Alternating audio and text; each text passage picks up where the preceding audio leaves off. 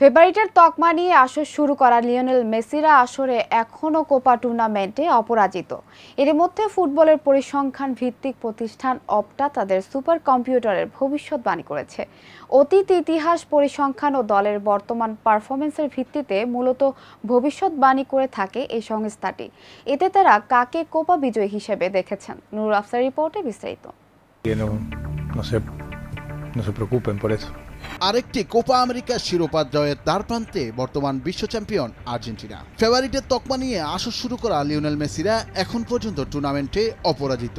এরই মধ্যে ফুটবলের পরিসংখ্যান ভিত্তিক প্রতিষ্ঠান অপটা তাদের সুপার কম্পিউটারের ভবিষ্যৎবাণীতে বলছে, ব্রাজিলের বিদায়ে কোপা জয়ের সম্ভাবনা বেড়েছে লিওনেল স্কালোনির শিষ্যদের। Jugó siempre, así que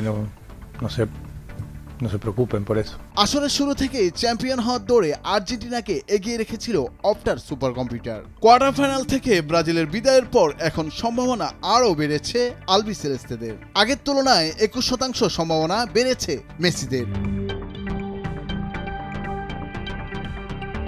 অতীত ইতিহাস, পরিসংখ্যান ও দলের বর্তমান পারফরমেন্সের ভিত্তিতে ব্রিটিশ ক্রীড়া তথ্য সংরক্ষণকারী ও বিশ্লেষণ সংস্থা অপটা টুর্নামেন্টের শুরু থেকেই তারা এগিয়ে রেখেছিল আর্জেন্টিনাকে, যেখানে আলবিসেলেস্তেদের কোয়ার্টার ফাইনাল খেলার সম্ভাবনা ছিল 89.8%, সেমিফাইনাল খেলার সম্ভাবনা 67.2 এবং ফাইনাল খেলার সম্ভাবনা ছিল মাত্র 50.5%, আর চ্যাম্পিয়ন হওয়ার সম্ভাবনা ছিল 30.8%। অন্যদিকে ফাইনালের দৌড়ে ছিল ল্যাটিন আমেরিকার আরেক জায়ান্ট ব্রাজিলও। উরুগুয়ের কাছে টাইব্রেকারে হেরে স্বপ্নভঙ্গ হয়েছে ভিনিসিয়াসদের। এদিকে এমিলিয়ানো মার্টিনেজ বীরত্বে ইকুয়েডরের বিপক্ষে টাইব্রেকারে জিতে শেষ চারে পৌঁছে গেছে আর্জেন্টিনা। সেমিতে তাদের প্রতিপক্ষ কানাডা। এই ম্যাচেও মেসিদের জয়ের প্রবল সম্ভাবনা দেখছে অপটার সুপার কম্পিউটার। তাদের ম্যাচ প্রেডিকশন বলছে আর্জেন্টিনা জয়ের সম্ভাবনা 76.7 আর কানাডার মাত্র 9.8%।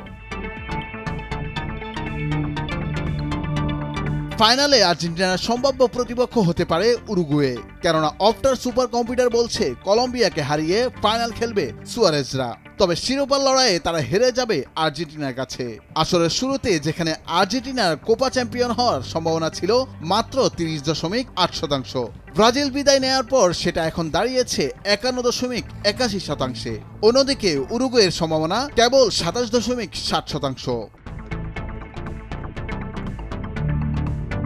নুরুল আফসার, নিউজ ডেস্ক, ভোরের কাগজ।